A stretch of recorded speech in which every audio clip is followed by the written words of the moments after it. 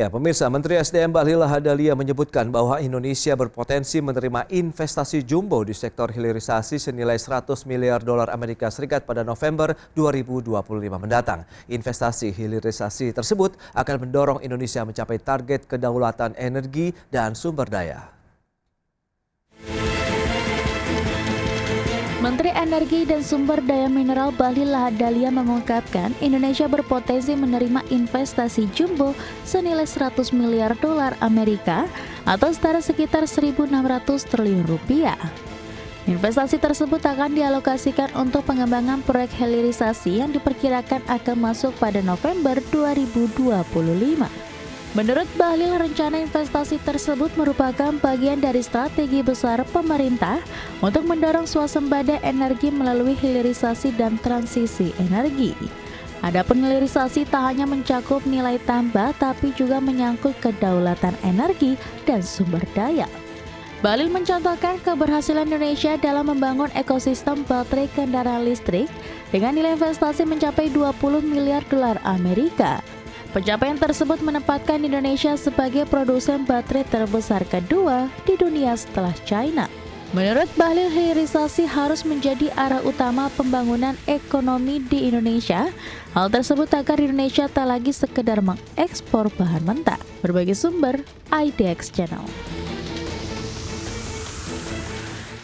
Ya, pemirsa, untuk membahas tema kita kali ini, optimalisasi potensi investasi hilirisasi hingga akhir tahun 2025, kita sudah tersambung melalui Zoom bersama dengan Ibu Medi Catherine Lengki. Beliau adalah Sekretaris Umum Asosiasi Penambang Nikel Indonesia APNI, kemudian juga Pak Fahmi Radi, pengamat ekonomi dari Universitas Gadjah Mada, pengamat ekonomi energi maksud kami. Baik, langsung saja kita sapa. Ya, halo Pak Fahmi, apa kabar? Baik, Mas Pras. Terima kasih atas waktunya. Halo Bu Medi, apa kabar? Baik Mas Pras, apa kabar Pak Fahmi?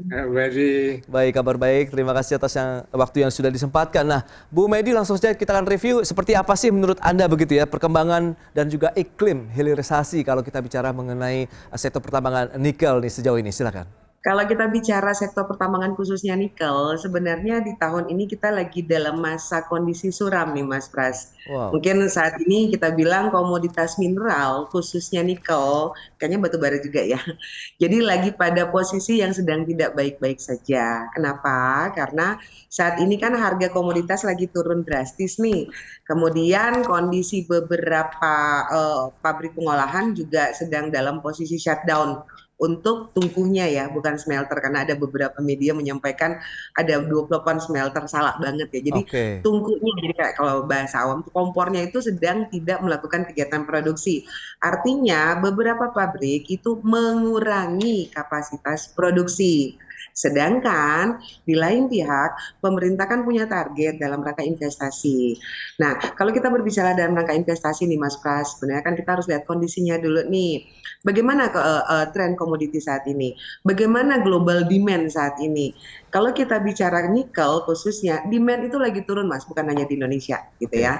Tapi secara global permintaan akan nikel ini sedang turun. Kenapa? Mungkin karena perang, mungkin saya nggak tahu ya kalau kita bicara geopolitik gitu kan. Nah, di mana dengan permintaan yang turun ini, Indonesia saat ini sedang over. Kita sedang overproduksi sejak tahun 2022, akhirnya sudah tahu ya. Artinya di saat demand turun, over kapasitas untuk produksinya, harga jadi ikutan turun nih Mas Pras. Nah, mau nggak mau beberapa pabrik ini sedang dalam posisi apa ya, kita bilang kayak saat ini tuh lagi beauty contest gitu loh.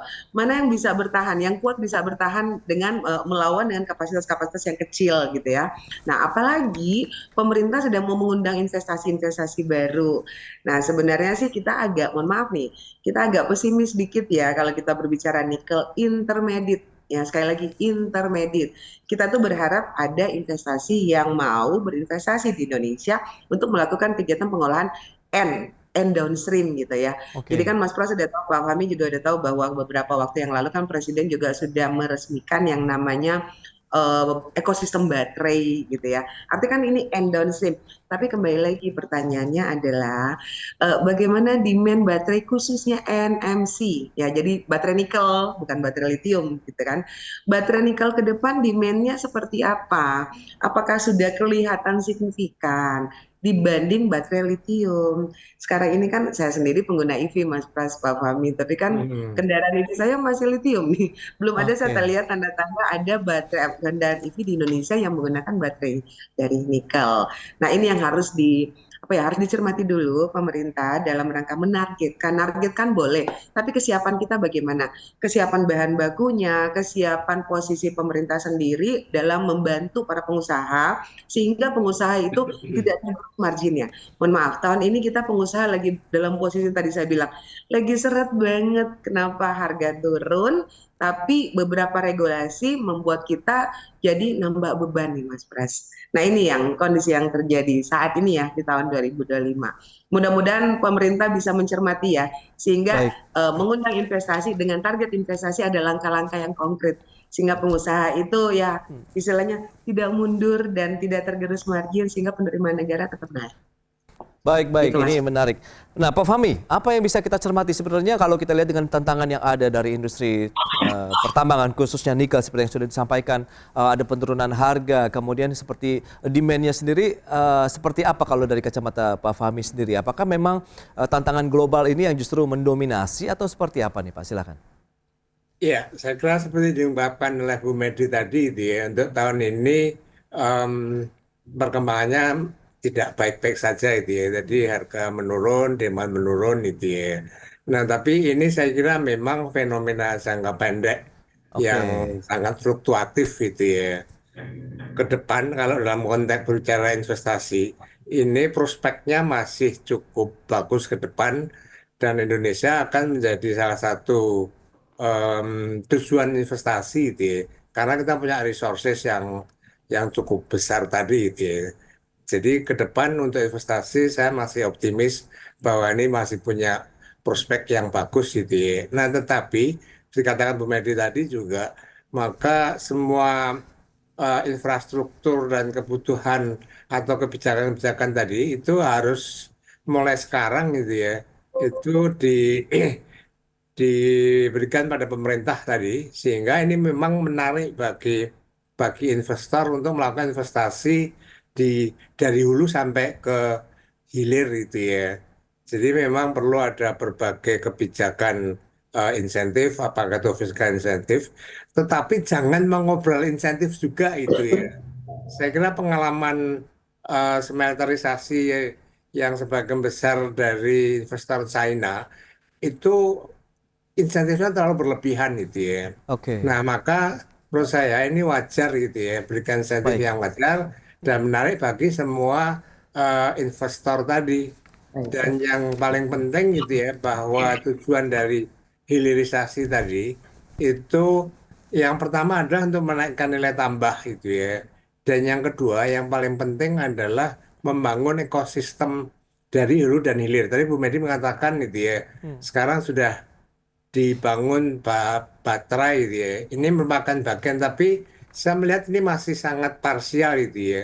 Belum menghubungkan misalnya dari biji nikel sampai ke baterai mobil listrik misalnya. Nah, ini barangkali yang perlu dibangun itu ya ekosistem tadi. Nah, apakah prospek pasar baterai nikel tadi em, suram dibanding dengan lithium gitu ya? Menurut perkiraan saya tidak juga gitu ya, karena Oke. em, nanti perkembangan dari mobil listrik di seluruh dunia ini akan meningkat sangat pesat dan kebutuhan akan baterai Hmm. tadi tidak hanya lithium gitu ya, tetapi juga nikel. Ini juga merupakan prospek gitu ya, yang barangkali mulai sekarang harus dipersiapkan roadmap-nya, infrastrukturnya, kebijakannya, sehingga itu memang pro pada investor tadi, Mas Pras. Oke, baik. Berarti potensinya sepertinya masih baik begitu, prospeknya masih jangka panjang, Bu Medi, yang seperti sudah disampaikan oleh Pak Fahmi. Jadi kemungkinan dan berharap saja bahwa semoga ini hanya jangka pendek saja, short term saja begitu yang terjadi saat ini, sehingga nanti akan booming lagi mengingat kondisi dari sektor otomotif global juga sebenarnya masih menjanjikan. Begitu kan bahas lebih jauh nanti di segmen berikutnya, Pak Fahmi, Bu Medi, kita kan jeda dulu sebentar ya. Dan pemirsa, kami akan segera kembali usai pariwara berikut ini.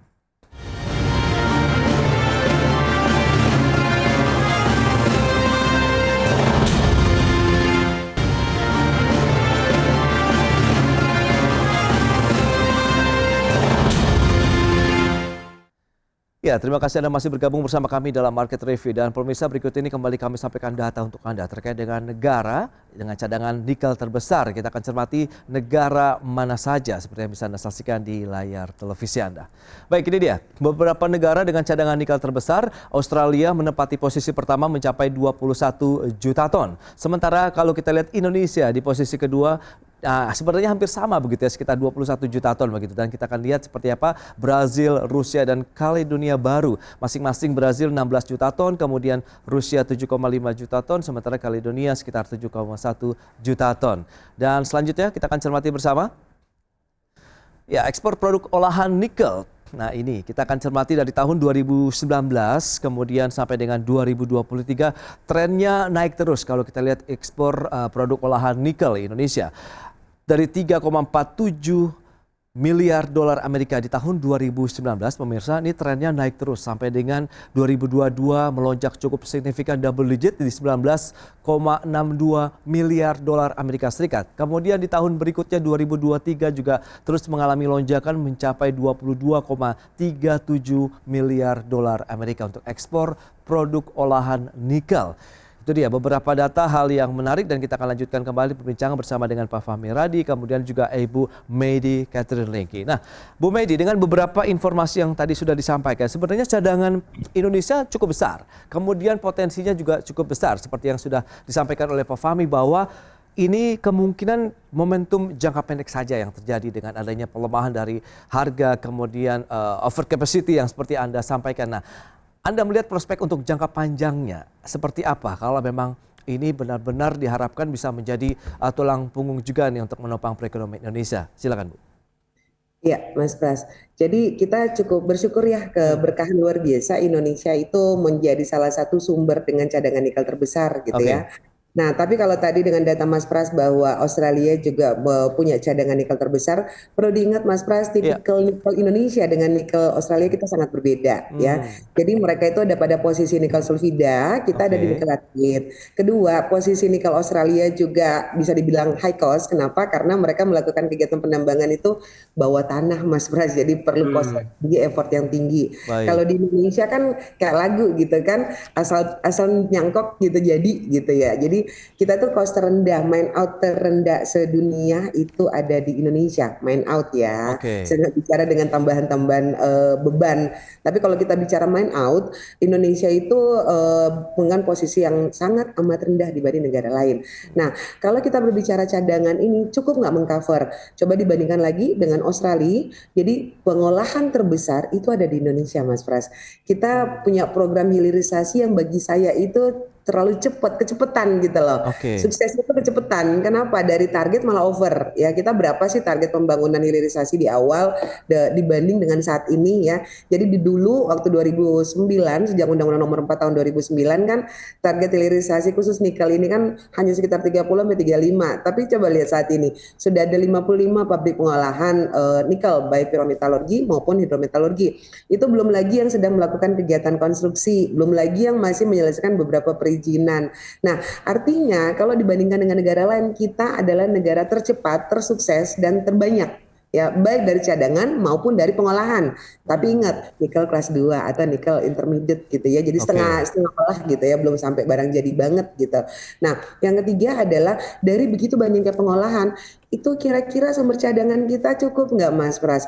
Kalau berdasarkan data kita nih Mas Pras, di tahun ini saja, tahun ini ya, di 2025, dari pabrik-pabrik yang sudah berdiri, yang tadi saya sudah sebutkan ada 49 plus 5, pirometalurgi maupun hidrometalurgi, itu kebutuhan biji nikel saja, itu sudah lebih dari 300 juta ton. Tahun ini nih, yang sudah produksi. Bahkan sebagai informasi, sejak Januari sampai Juni kemarin, akhir Juni kemarin, 2025, import biji nikel dari Filipina itu sudah mencapai 4,6 juta ton. Dari Filipina nih Mas Pras. Nah, bagaimana ketahanan kita kalau seluruh pabrik berproduksi? Kan tadi saya sebut masih ada yang melakukan konstruksi ya Mas Pras, ya atau yang sedang menyelesaikan perizinan. Nah, kalau itu semua berproduksi nih Mas Pras, ada sekitar 145 totalnya. Kita berandai-andai semua berproduksi gitu ya. Artinya kebutuhan biji nikel sendiri itu bisa mencapai sampai 700 bahkan 800 juta ton per tahun. Kita cukup nggak Mas Pras? Tadi angkanya berapa banyak sih cadangan kita? Nah, Ya, ini kita sudah harus melangkah ke step kedua nih. Kita sudah sukses membawa investasi untuk hilirisasi. Langkah kedua apa? Kita ini kan sedang diserang mengenai satu, harga komoditas lagi turun. Kedua, kita juga diserang dengan Indonesia melakukan kegiatan baik baik. hilir Oke, maupun hulu itu nikel kotor gitu kan. Apa artinya kita juga harus penting dengan environmental kita, ESG kita. Yang baik. ketiga, dalam rangka ESG ini kita juga memperhatikan cadangan Mas Pras. Jangan sampai investasi masuk, kita mengundang investasi baru, tapi raw materialnya nggak mumpuni Oke, gitu loh. ya, Kan ya, ya. kasihan ya investornya. Nah ini yang harus Baik, dicermati. Pemerintah harus berhitung dulu berapa oke. kapasitas yang sudah eksis, berapa kapasitas yang akan sedang dalam konstruksi, berapa kapasitas cadangan raw material yang mengundang investasi baru. Intinya itu Mas Oke, Pras. oke, oke. Menarik. Nah, Betul-betul harus dihitung dulu, balancing kalau saya iya. bilang, baik lokal maupun internasional. Ini yang Baik. lebih diutamakan, yang harus Oke, oke. diperhatikan oleh pemerintah. Baik. Gitu. Dan kedua Baik, mungkin Mas baik, Pras, baik, Bu tambahkan Medi. seperti tadi Pak Suami, jangan terlalu obral dengan Ya. insentif gitu loh. Karena sudah terlalu banyak nih insentif yang didapatkan. Kita para pengusaha lokal, mohon maaf nih Mas Pras, sebagai pengusaha lokal kayaknya kita tidak ada insentif apapun itu atau Oke. subsidi apapun itu. Dan Baik, kita baik. tidak mengharapkan insentif. Ya. Minimal regulasi satu konsisten. Kedua, jangan Oke. nambah beban lagi gitu loh. Itu aja Baik, sih Mas. Bu Medi. Nah, Pak Fahmi, lantas bagaimana Anda melihat? Mungkin strategi seperti apa yang harus diterapkan sehingga bisa mendorong lebih jauh lagi industri pertambangan khususnya nikel begitu, sehingga tadi ada equilibrium baru lagi dari sisi produktivitas, demand-nya sendiri untuk pasar domestik maupun internasional dengan harga yang mungkin bisa kita tingkatkan lebih jauh lagi misalnya. Silakan. Ya, kalau tadi Bu Medi mengatakan bahwa hilirisasi Indonesia terlalu kecepatan itu ya. Menurut saya lebih tepatnya ketidaksiapan pemerintah dalam melakukan hilirisasi tadi gitu Ya. ya. Jadi tadi disebutkan juga sesungguhnya tahun 2009 berdasarkan Undang-Undang Minerba itu sudah ada kewajiban untuk melakukan hilirisasi di Indonesia gitu ya. Ya. Tetapi pada saat pemerintahan SBY itu tidak dengan tegas melarang sehingga tidak terjadi hilirisasi tadi gitu ya. Nah, baru pada pemerintahan Jokowi, Jokowi kemudian mengeluarkan kebijakan yang melarang ekspor biji nikel tadi gitu ya. Sehingga kemudian mau tidak mau harus dismelterkan di Indonesia. Nah, saat itu kita belum punya kecukupan smelter itu ya. Nah, kemudian mengundang smelter investor dengan tadi saya katakan obral Baik. insentif gitu ya. Saya Oke. berharap waktu itu bagaimana mendorong gitu ya penambang nasional tadi gitu ya. Dari penambang itu naik kelas menjadi smelter tadi. Tapi itu tidak terjadi gitu ya. Nah, maka saya kira ke depan supaya tidak terlalu perlu dipersiapkan gitu ya. Tadi termasuk misalnya kekurangan nikel sehingga harus biji nikel sehingga harus impor ke Filipina. Ini kan ironis juga kan. Oke. Kenapa harus dilakukan seperti itu? Maka sesungguhnya salah satu Baik. kesiapan yang harus dihitung oleh pemerintah, berapa sih kebutuhan smelter yang harus ada gitu ya? Iya, iya. Apakah saat ini sudah berlebihan harus di stop gitu ya? Nah, kemudian bagaimana keterkaitan antar industri satu dan industri yang lain yang kemudian membentuk ekosistem dari hulu sampai hilir ini jauh lebih penting gitu ya. Nah, selama ini saya melihat kebijakannya itu mohon maaf serampangan gitu ya, sehingga terjadi beberapa tadi harus impor biji nikel dari Oke. Filipina ini kan saya Baik, kira baik. sangat sangat ironis Oke. gitu ya. Nah itu barangkali yang Baik. harus diperbaiki gitu ya, Iya. kebijakan-kebijakan ke depan yang Baik, Pak harus Fahmi. disiapkan itu Mas Pras. Baik, itu dia beberapa poin yang sudah disampaikan oleh Pak Fahmi. Semoga ini juga menjadi perhatian dari pemerintah sehingga tadi ada kebijakan-kebijakan lagi yang bagaimana melihat kondisi realnya di lapangan untuk industri pertambangan khususnya nikel di Indonesia. Baik Pak Fahmi, kemudian Bu Medi, sayang sekali waktu terbatas ini. Terima kasih banyak atas informasi, update dan juga insight yang sudah diberikan kepada pemirsa IDX Channel pada hari ini. Selamat melanjutkan aktivitas Anda kembali. Salam sehat. Sampai berjumpa kembali Pak Fahmi, Bu Medi. Terima kasih, Mas Terima Pras. kasih. Ya. Terima kasih Bu Medi. Mas. Sampai jumpa lagi. Baik pemirsa, 1 jam sudah saya menemani Anda dalam Market Review dan perbaharui terus informasi Anda hanya di IDX Channel, Your Trustworthy and Comprehensive Investment Reference. Karena urusan masa depan harus di depan, aku investor saham. Saya Prasetyo Wibowo beserta seluruh kerabat kerja yang bertugas pamit undur diri. Terima kasih dan sampai jumpa.